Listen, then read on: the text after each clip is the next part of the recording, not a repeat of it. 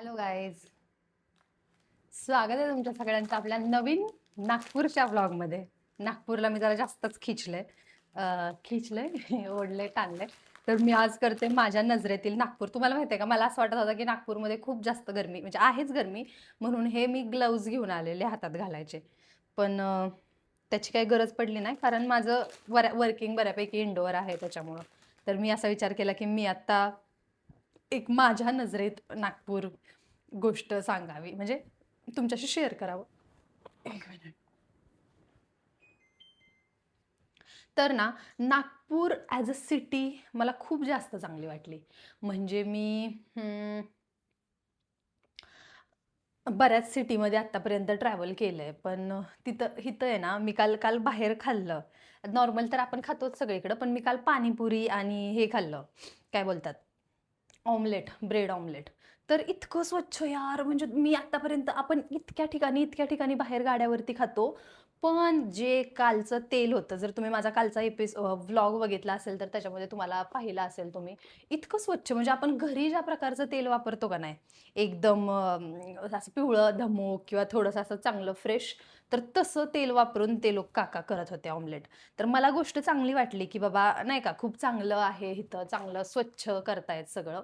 त्याच्यानंतर मेट्रोमध्ये, म्हणजे तो एक जेवणाचा एक झाला फॅक्टर. त्याच्यानंतर मेट्रो. नागपूर मेट्रो इतकं छान आहे, इतकं क्लीन आहे, आणि खूप शांत आहे. म्हणजे आता मेट्रोज कसे ना, क्राऊडेड आहेत, लय क्राऊडेड आहेत मेट्रो.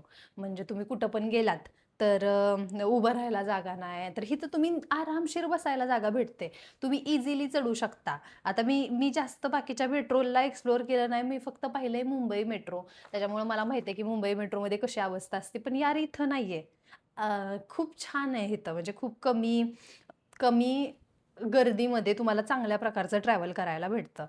आणि अजून लोक, आता मला जास्त नाही. आणि हां, एक गोष्ट मला तुम्हाला नागपूरबद्दल शेअर करायची, की आपल्याला, म्हणजे मी जेव्हा नागपूरला आली होती ना पहिल्यांदा, तेव्हा माझ्या डोक्यात असं होतं की यार, नागपूर म्हणजे मला काय बे, करून राहायला बे, जेवण राहायला बे, असलंच भेटल बघायला.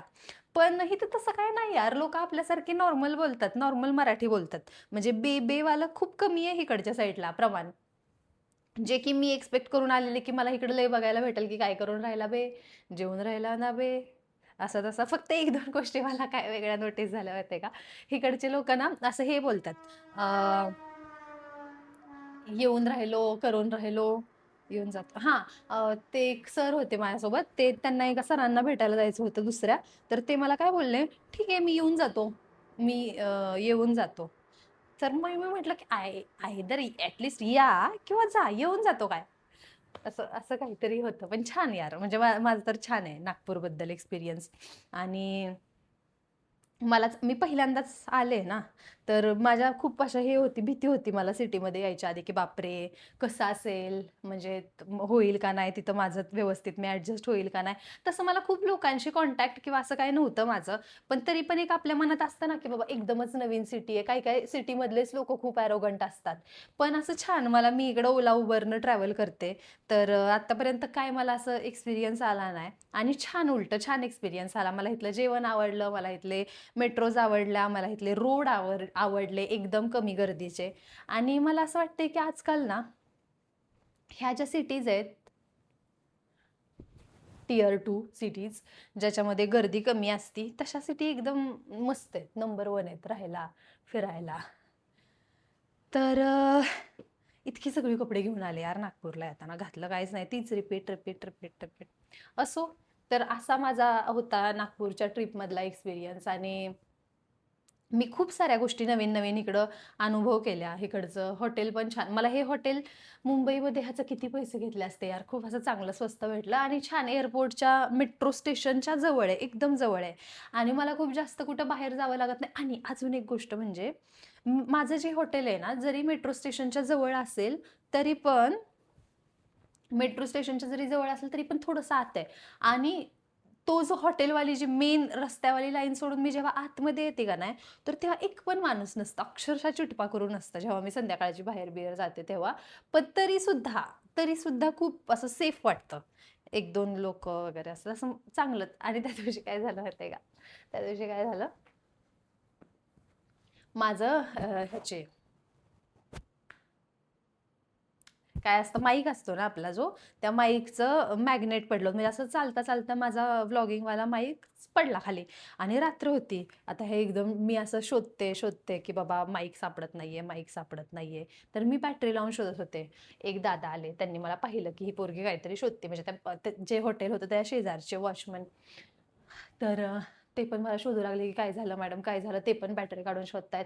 आम्ही दोघं शोधतोय. तर अजून रस्त्यानं जाणारे 1-2 माणसं अशी, असं मी जेव्हा वरती तोंड करून बघितलं, तेव्हा मला समजलं की आम्ही 6 लोकं बॅटरी हे करून माझा माईक शोधतोय अंधारामध्ये. तर यार इतकं छान वाटलं. म्हणजे लय छान वाटलं यार. मी एक असं म्हणजे मस्त वाटलं. मला आता एक्सप्रेस करता येत नाहीये प्रॉपर वर्ड्समध्ये मला काय बोलायचंय ते. पण अशी छान फीलिंग होती, की कोणीतरी आपल्याला अनोळखी सिटीमध्ये तुमच्यासोबत काहीतरी प्रकार झालाय आणि तुम्हाला सपोर्ट करायला 6 लोकं येतायत तिकडची, जे तुम्हाला ओळखीचे पण नाहीत किंवा ज्यांची तुमच्याकडून काही अपेक्षा नाही. तुम्हाला माहिती आहे हे काम करून त्यांना काहीच भेटणार नाही. पण तरी पण मस्त वाटलं यार. माझ्यासाठी तर छान नागपूरचा एक्सपिरियन्स होता. तुम्ही कधी आत्तापर्यंत नागपूरला आलाय का? किंवा तुम्ही नागपूरमध्ये काही गोष्टी एक्सपिरियन्स केल्यात, त्या मला कमेंटमध्ये सांगा. आणि लय मोठी बॅग आहे मला यार, मी कशी करणार आहे I don't know, but let's see. तर आपण भेटूयात उद्याच्या नवीन व्हिडिओमध्ये. तोपर्यंत बाय.